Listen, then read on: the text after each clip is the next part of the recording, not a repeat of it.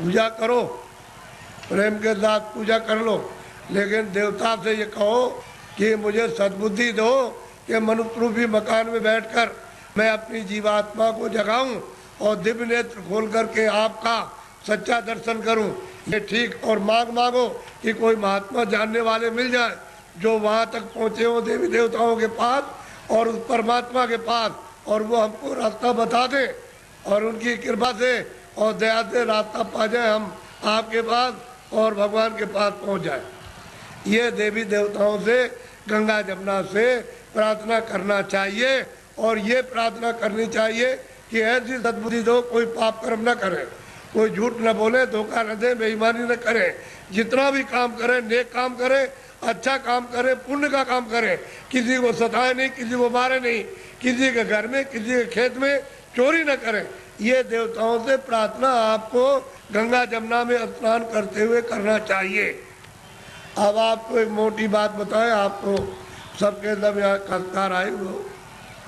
एक महात्मा जी जंगल में चले गए, खेत पकने वाले थे, ये गेहूं और ये सब चना और जो पकने वाली थी तो पेड़ के नीचे बैठ गए।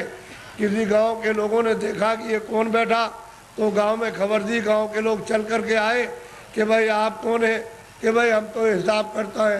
क्या हिसाब करने के लिए आए, कि मुझे किसको चना देना, किसको गेहूं देना, किसको अरहर देना है और किसको कितना मटर देना, ये हम फसल लिखने के लिए आए।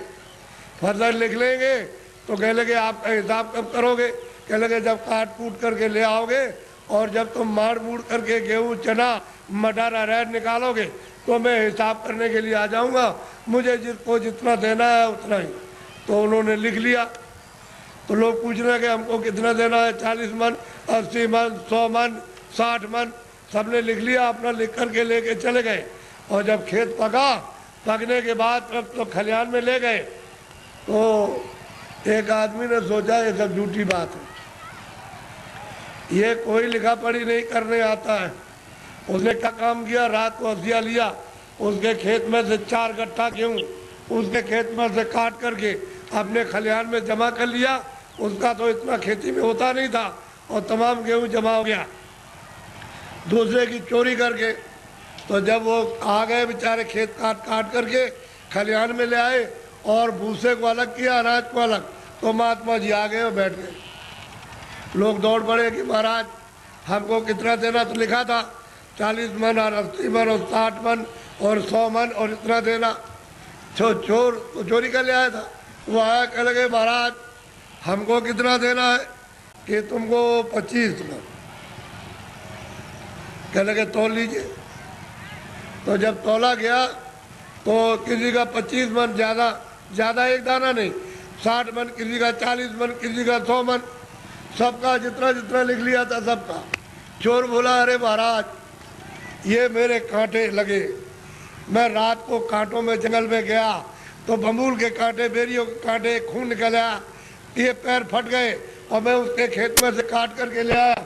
उधर से जौ काटी, मटर काटी, अरहर गेहूं काटा, वो किधर चला गया। अरे कह लगे बच्चा ये मेरे पैर में भी ये कांटे लग गए, ये देखिए लगे हुए कांटे। कह लगे आप क्या करते रहे, कह लगे तू काट कर के ले आता था, वहाँ जमा करता था और मैं यहाँ से जब चला जाता था घर में तो गट्ठा उठा करके उसमें खेत में पहुँचाया करता था।